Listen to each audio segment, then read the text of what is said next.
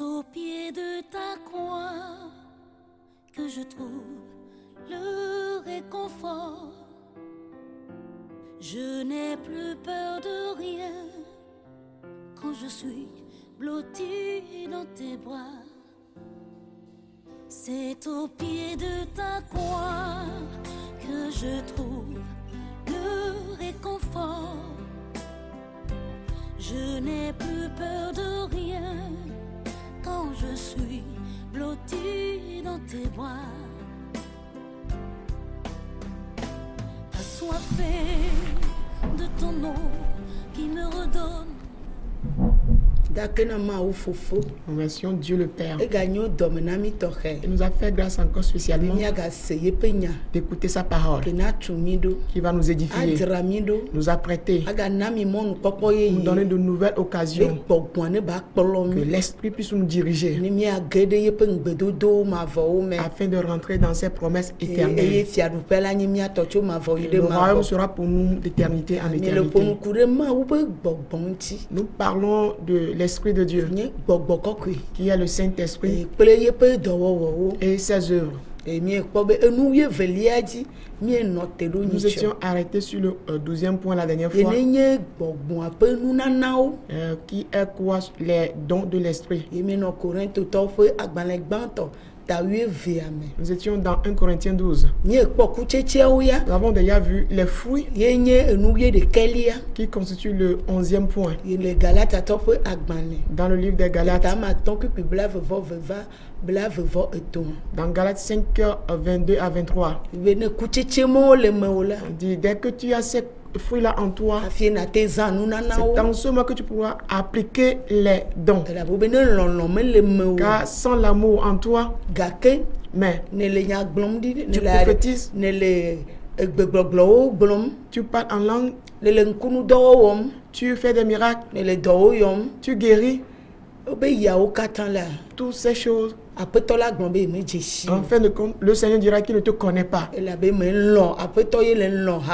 Parce que tu n'as pas aimé le Seigneur et ton prochain.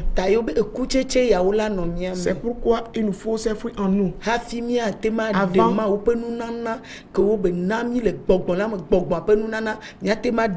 Avant qu'on ne puisse extérioriser, appliquer les dons que Dieu nous a accordés selon son esprit.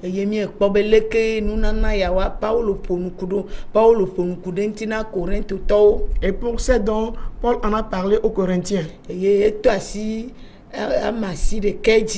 a mentionné 9. Mais pour les dons, ils sont nombreux pour Dieu.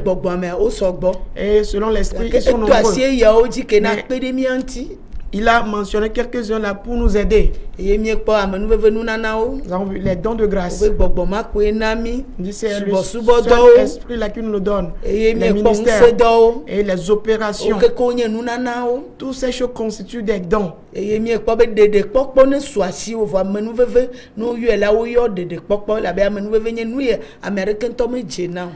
pour que, dès que tu as le salut, il faut que tu reçoives cette grâce. Pourquoi? Parce que la grâce est ce dont personne ne mérite. Donc dès qu'on le reçoit, de la façon ce serait affermi. C'est le reste des dons qui pourront nous aider à être affermis d'éternité en éternité pour le Seigneur. Nous avons vu les paroles de sagesse en premier, les paroles de connaissance en deuxième position. En troisième point, on a vu la foi. Le quatrième point, nous avons vu les dons de guérison. Cinquième point, les dons de miracles. Sixième point, nous avons vu la prophétie. Le septième point, nous étions arrêtés la dernière fois sur ce point, c'est le don de discernement des esprits. De la façon, c'était en Paul lui-même, avant de l'extérioriser. Ce que tu n'as pas en toi, tu ne peux le donner à personne. Tu n'auras aucune connaissance concernant cela. Il nous a dit que nous ne devons pas être dans l'ignorance en ce qui concerne les dons de l'esprit. Parce que c'est lui qui va nous diriger dans les derniers jours. Avant de connaître les esprits qui règnent en maître aujourd'hui. Parce que le désir de tout le monde, c'est d'adorer son Dieu qui l'a créé. Mais ce n'est pas le Dieu qui nous a créé seul qui est sur la terre.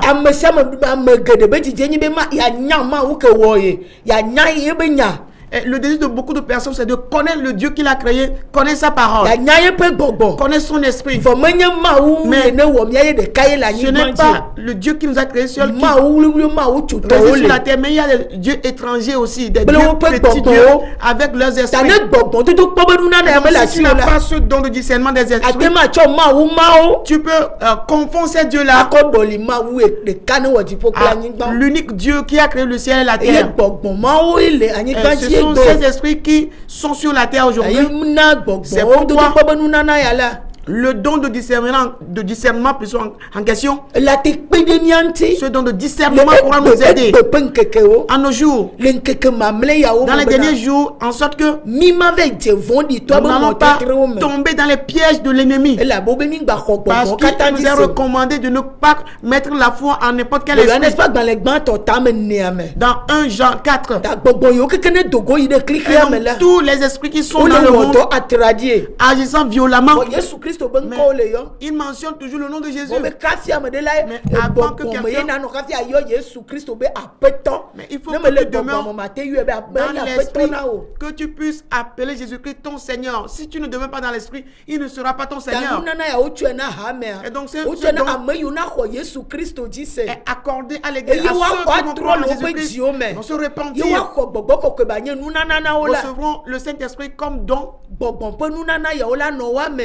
Cette don de l'esprit va demeurer en eux. Ils vont nous aider spécialement que partout nous serons assis. Les paroles que nous écouterons, les prières que nous aurons à faire, les miracles qui seront produits, nous devons veiller à ce que toutes ces choses viennent de l'Esprit de Dieu. Des guérisons qui nous seront accordées, que cela est inspiré de l'Esprit de Dieu, car l'Esprit de Dieu, quand il accomplit une guérison, bien un miracle, il te le fera pour la vie éternelle. Tout ce qu'il te fera, il te le fera pour que tu aies en fin de compte la vie éternelle. Il ne te le fera pas que tu puisses connaître ce monde péri enfin. Donc, nous devons discerner les esprits, les éprouver. Là où j'adore Dieu, est-ce que la parole est bien droite? Est-ce qu'on se base que sur la vérité? Ou bien quand on évolue un peu avec la vérité, on ajoute ce qui est du monde, qui est le mensonge un peu dedans. Ce sont ces choses que nous devons éprouver en ces jours. C'est le don de discernement des esprits qui nous aidera. Le pasteur qui est mon pasteur, les pasteurs que j'écoute, quel est l'esprit qui les soutient? Le pasteur m'enseigne. Quel esprit peut être derrière ce qu'il fait? Si tu es de Dieu et qu'il est en toi, le Saint-Esprit va te confirmer. Mais si ce don ne demeure pas en toi, l'Esprit de Dieu ne pourra rien te confirmer. Et donc, aujourd'hui, les esprits des hommes agissent beaucoup et les démons aussi agissent plusieurs fois aujourd'hui. Et donc, ce dont nous est accordé pour nous aider.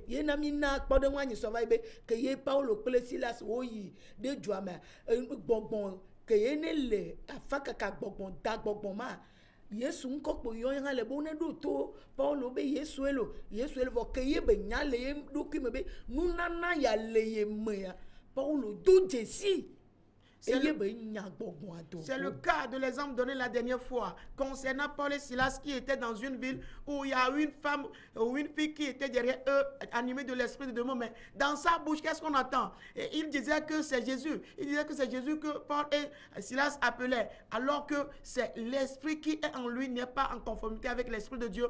Paul ayant cet esprit ou ce don de discernement en lui, il a pu détecter que voilà, cette femme-là n'est pas animée par l'Esprit de Dieu. Et il a chassé cet esprit-là de cette femme.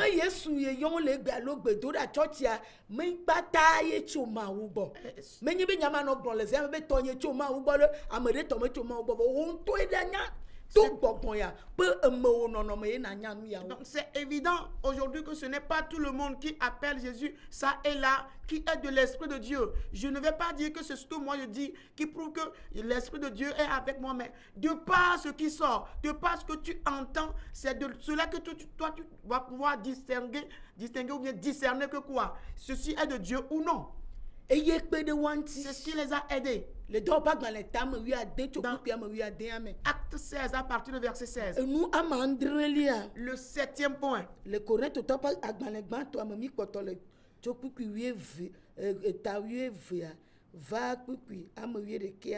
Oui, nous sommes toujours dans 1 Corinthiens 12, du verset 4 jusqu'au verset 11. Le 7e point dit la diversité des langues. La diversité des langues. Dans le verset 10, la diversité des langues. L'esprit amène ça aussi. Donc je dis ce que l'esprit nous dit. Et tout ce qui vient de Dieu, Satan ou le diable essaie de produire son pacotille pour persécuter Dieu. Et donc nous ne pouvons pas dire. Et donc nous ne pouvons pas dire que quand Satan fait la forme falsifiée de ce que Dieu fait, que Dieu n'existe pas. Il y a des diversités des langues. De l'Esprit de Dieu. Oui, venu. Et donc on parle.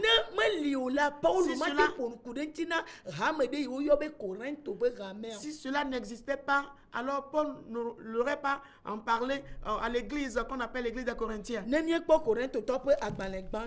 sont dans 1 Corinthiens 14, nous allons faire la lecture du verset 5 nous dit, 1 Corinthiens 14, verset 5 nous dit, je désire que vous parliez. Partie A. Oui, la première partie A nous dit, je désire que vous parliez tous en langue. Mais, oui, c'est bon. Il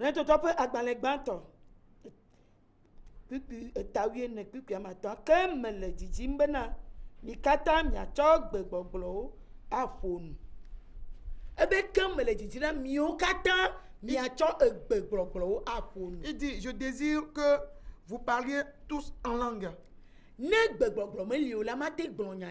le parler en langue n'existait pas, il n'en parlerait pas ici. Si l'Esprit de Dieu ne souhaite pas que ce dont soit dans l'église, il n'en parlera pas ici. Et donc tout le monde, on peut parler des diversités de langues. Et on enseigne cela dans parler. On en parle dans le marché, au champ, sur les routes. C'est devenu un sujet d'amusement. Tout le monde parle en langue comme bon lui semble. Et on dit à tout le monde d'en parler. Mais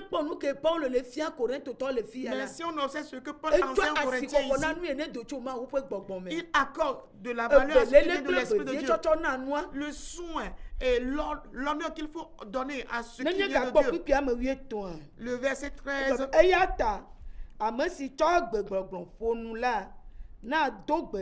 Le verset 13 nous dit, c'est pourquoi que celui qui parle en langue prie pour avoir le don d'interpréter. Si cela n'était pas, il ne peut pas continuer d'en parler. Donc celui qui parle en langue, qu'il essaye de prier pour pouvoir interpréter ce qu'il dit. On parle en langue. Ce qu'il veut nous dire, ou dire à l'église,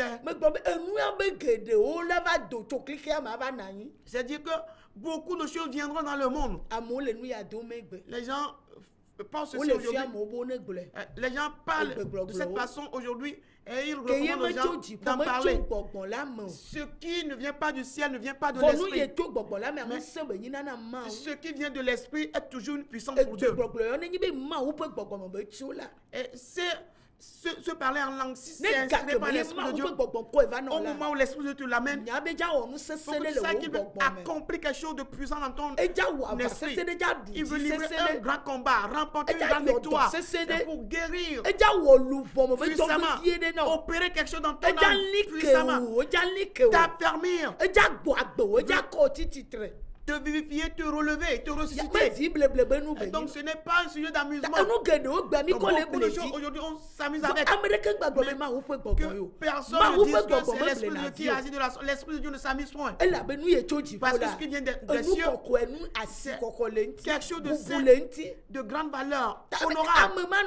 Et donc on ne peut pas en parler en désordre. Et les gens tombent, ils disent qu'ils parlent de diversité de langues.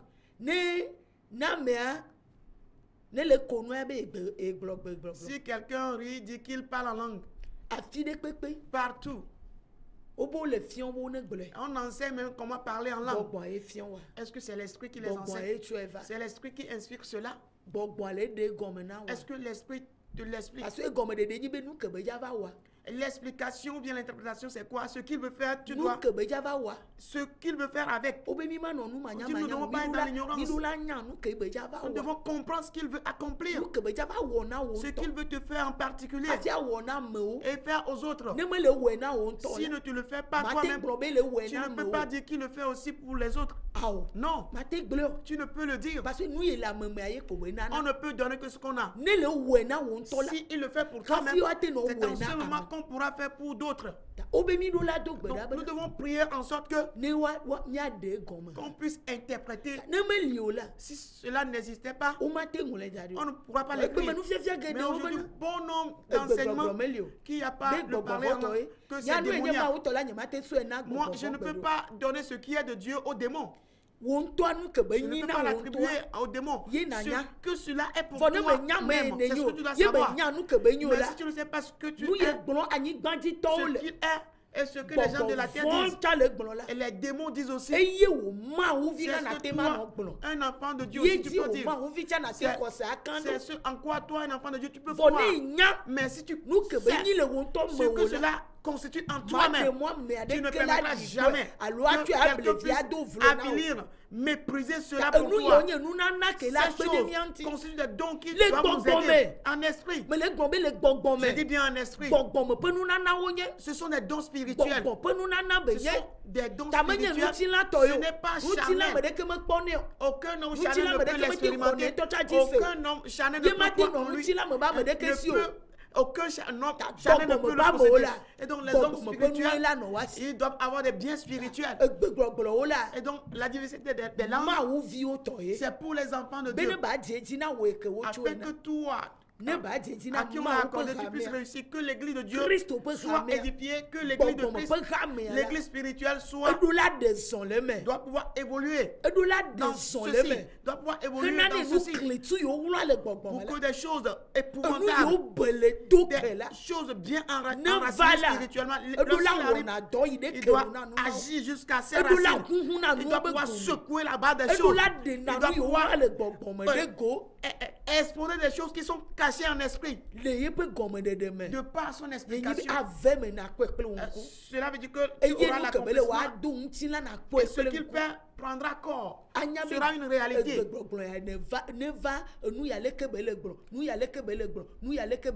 comprendre que cette langue parlée là veut dire ceci, veut accomplir ceci, c'est ce qui est l'interprétation. On va comprendre ce qui se passe véritablement par le parler en langue. Mais là où ce n'est pas lui, que c'est pour l'amusement. Il n'y aura aucun sens, on n'aura aucune interprétation. Ce ne serait que pour l'homme en question. Ce ne serait que pour l'accomplissement du désir de l'homme. Ce qui fait qu'aujourd'hui, ces dons de grande valeur venant de Dieu,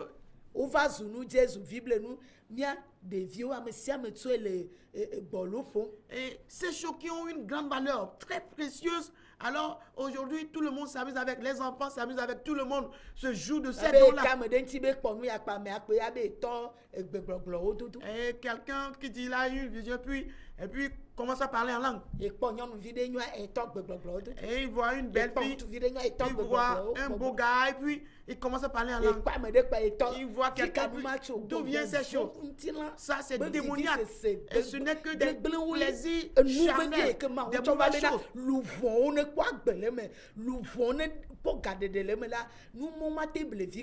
Ce que Dieu a amené a fait que les âmes aient la délivrance. Par cela, on ne peut pas s'amuser avec. Et donc, c'est le temps qui est arrivé que nous devons connaître que la diversité des langues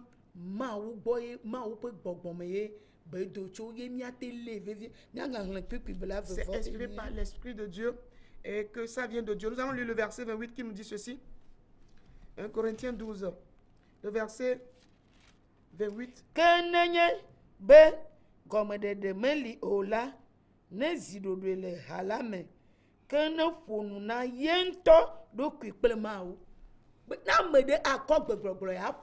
Si quelqu'un veut parler en langue, et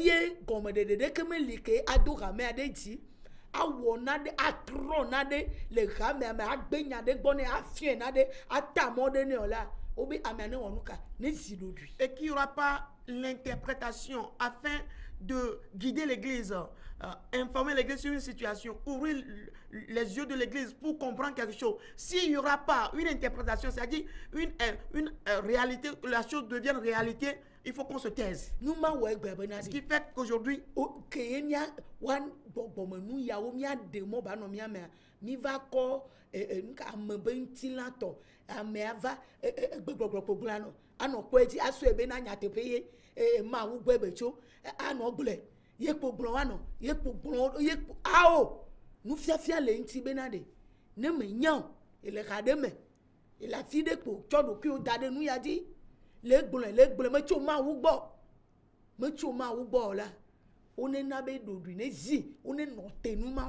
et étant donné que aujourd'hui tout ce qui est fait comme parler en langue est charnel, n'est pas de Dieu, c'est ce qu'on peut remarquer que dans quelques assemblées, les gens parlent sans arrêt, en désordre, sans compréhension, et on ne voit aucune signification de parler en langue. Si c'est le cas, alors il faut qu'on se taise, qu'on fasse silence, qu'on fait taire toutes ces choses.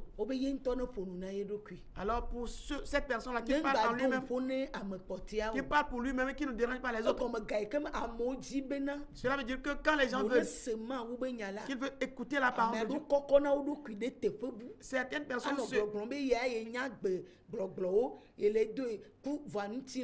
ils s'élèvent.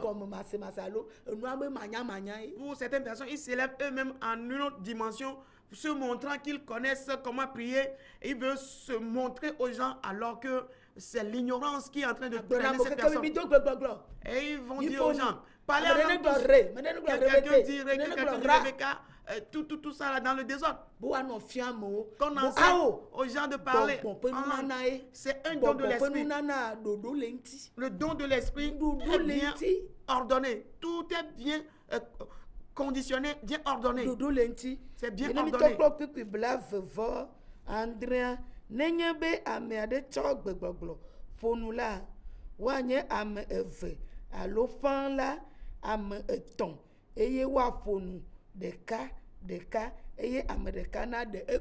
Et nous sommes dans 1 Corinthiens 14, verset 27 dit, verset 27 nous dit, en est-il qui parle en langue que 2 ou 3 ou au plus parlent chacun à son tour et que quelqu'un interprète. Amen. Qu'il soit 2 ou 3.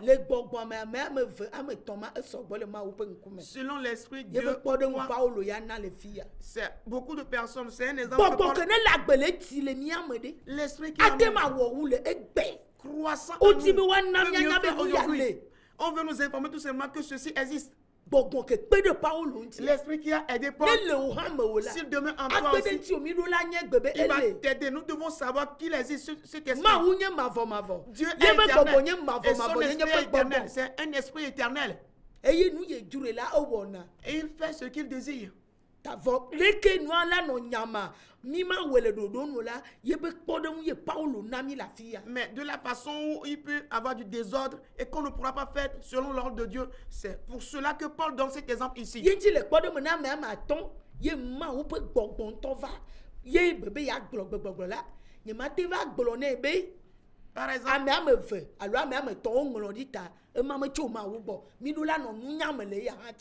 et par exemple, si l'Esprit de Dieu veut inspirer 5 personnes de parler en langue, je ne vais pas m'opposer à l'Esprit de Dieu que voilà, il est écrit qu'il faut donner l'occasion à 2 ou 3 personnes seulement de parler en langue. Nous devons user de sagesse en ceci aussi. Parce que c'est l'Esprit qui est là, ce n'est pas moi qui suis là pour enseigner aux gens. Parler en langue. Parler en langue. J'ai dit ceci, j'ai dit ce mot, répétez ce mot-là. L'Esprit de Dieu lui-même vient le jour là, ce qu'il veut accomplir. Le jour là, ce qu'il veut accomplir. À cette heure, en ce moment précis, il va travailler puis partir. Parce que c'est comme ça que l'Esprit agit. Il désire, il veut le faire de la sorte. Il faut qu'on nous enseigne et qu'on connaisse tout cela, afin qu'on ne s'oppose pas à Dieu tout en disant que nous sommes du côté de Dieu. Et que ce ne soit pas ce qui est vrai, mais qu'on dise que c'est vrai. Et donc ce qui vient de Dieu, ce qui est inspiré de l'Esprit de Dieu, c'est quelque chose qui est bien ordonné. L'homme ne peut jamais se l'approprier. Et ça vient de Dieu. Pour une œuvre que Dieu veut accomplir, pour ce que Dieu veut accomplir, c'est le don là pour cette cause. C'est quelque chose de précieux. Avec quoi nous nous amusons au bord des routes. On sort de la procession disant qu'on parle en langue. On sort de l'ivrognerie. On sort des hommes, des femmes, de leur chambre. On sort de la drogue. Avec des langues mensongères, on dit qu'on parle en langue. Non. C'est quelque chose de consacré simple pour Dieu. Après avoir bien insulté des gens, et puis on rentre dans le temple, puis on commence à parler en langue pour que tout le monde sache que tu parles en langue. Non, non.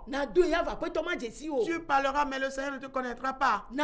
Tu peux parler, mais tu te retrouveras dans l'enfer. On va se retrouver sur la terre de perdition. Parce que ces choses, ce sont des choses précieuses. Ce qui vient de l'Esprit de Dieu, quelque chose qui vient du grand Dieu, le don de l'Esprit de grand Dieu. Ce n'est pas quelque chose qui est à la portée de l'homme. C'est quelque chose de surnaturel. C'est quelque chose de surnaturel qui arrive en un moment précis pour une tâche, une œuvre bien précise. Une œuvre précieuse. C'est pourquoi on nous dit que nous devons le rechercher ardemment. Nous devons rechercher ces dons ardemment.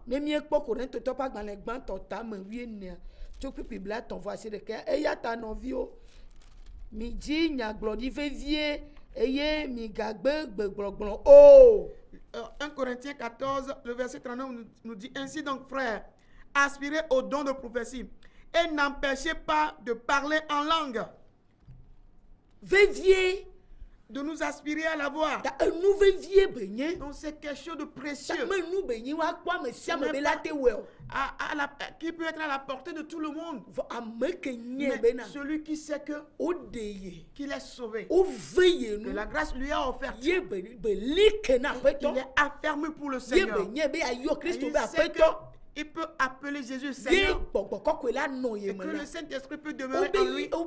Il doit aspirer, chercher ardemment ceci. Parce que ce n'est pas quelque chose qu'on peut trouver en vain comme ça. Mais on doit le chercher. On ne doit pas s'empêcher d'en parler. Avec son interprétation, on ne va pas s'empêcher d'en parler. Et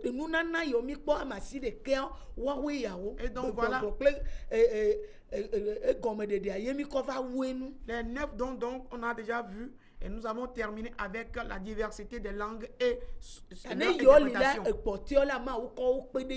Dès qu'il y a ces dons, alors Dieu nous ajoute le reste. Donc que le Seigneur nous bénisse. De bien garder ces choses, afin que l'Esprit de Dieu nous aide, afin d'y demeurer jusqu'à la fin. Amen. Amen.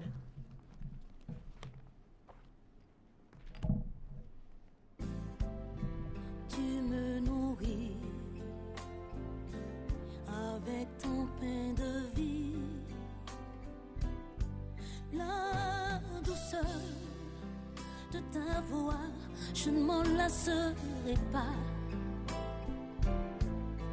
Quand tu me parles, je t'entends et je crois.